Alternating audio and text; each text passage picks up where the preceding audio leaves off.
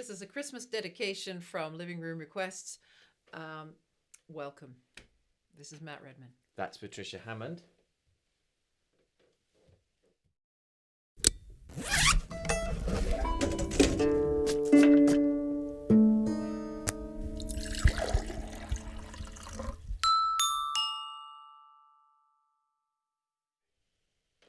This is a present from David to Sue, and it's called Only You.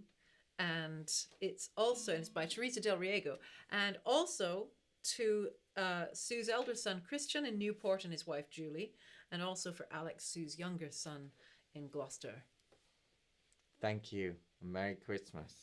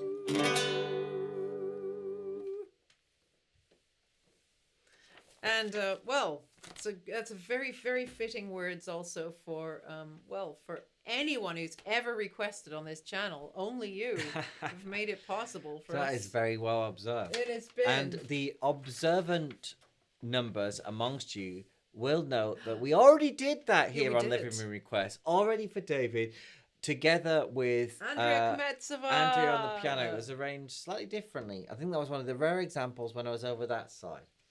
Whoa, crazy. So, I'll put a link right there now. Slightly different. We did it a bit slower today to encompass a bit more detail on the and emotion. Also, it's and also it's because David first encountered, I believe he encountered me on A Woman's Hour, with a recording of Andrea and myself talking about the book where we talked about women composers and did the project CD. You can buy it down in the description if you want. And you can also go there to request your own request, or click your internet browsing device to patriciahammond.com/requests. They cost just £40, and we're not putting it up in 2023. Unlike everything else in this world, what have we got now? Everything else. Now, David, you have also requested The Perfect Prayer by Teresa del Riego. Sounds quite Christmassy. It's a prayer, people thinking about the sort of, those. Yeah, well, you'll see. The words are in English, and hopefully you can understand them. It says smoothly, but not too slowly. And the words are by, J. Whitcomb Riley, and then it's got a whole bunch of credits on it. He must have required this to be. It was required. Here we go. Anyway, thank you, David.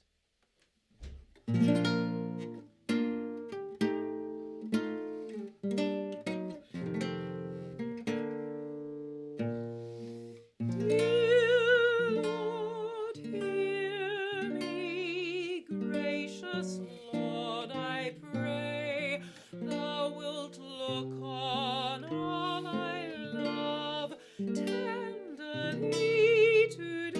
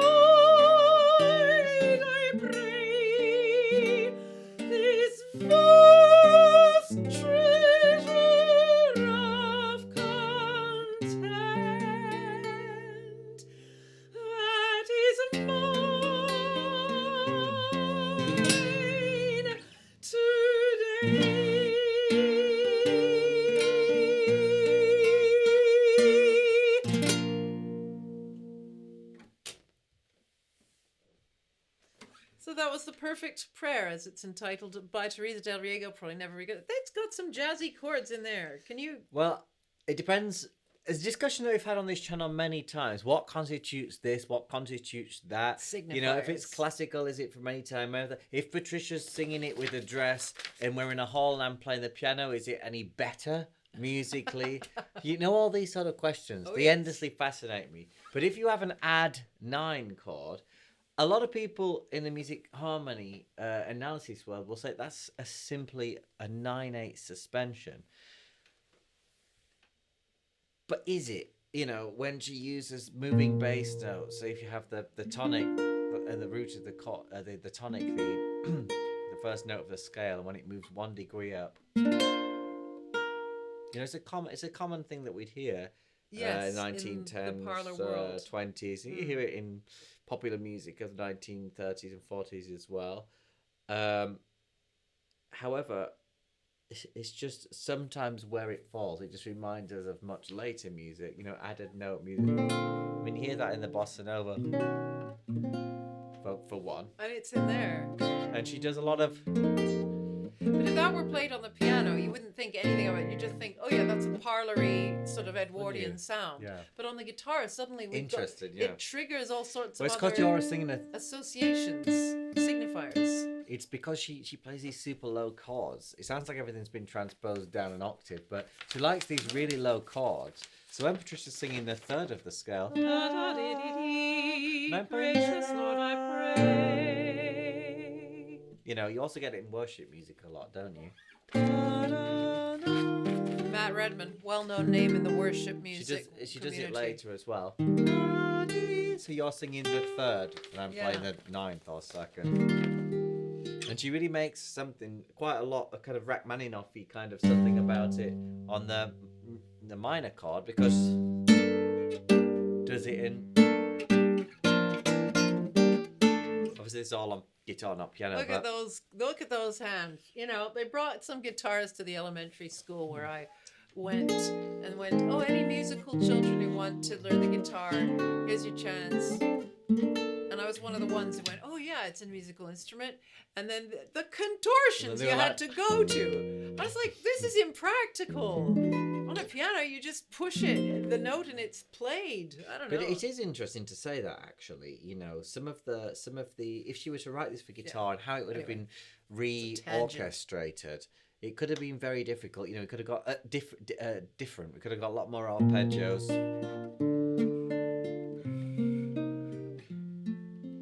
You know, and it sounds more guitaristic. But there's other things like I said, these added chords notes. Are things. And chords playing chords like and on the guitar, it just sounds like jazz guitar, doesn't it? Or bossa nova to many people. It's like if you break a chord up into individual notes and play them one at a time, then each note is its own thing. Whereas when you put them, as soon as you put them together, then you've got yourself a mixture. Let's pose for a Christmas thumbnail. Oh yes, a thumbnail is very important. Here we are. Merry Christmas, everybody. Paul and my tree. I move out and look at the tree. There we are. Look at the tree. Oh, should we pose for the thumbnail with looking at the tree? Yeah, looking at the tree. Oh, yes. Okay, you'll find a good one there. Right. Hopefully. Thanks for joining us. Thanks for joining us. Thank you, David. Enjoy this festive period, whatever you're doing. And we'll see you on the next video after this. Yes. Could be some more snow. Who knows? Bye-bye. Bye-bye.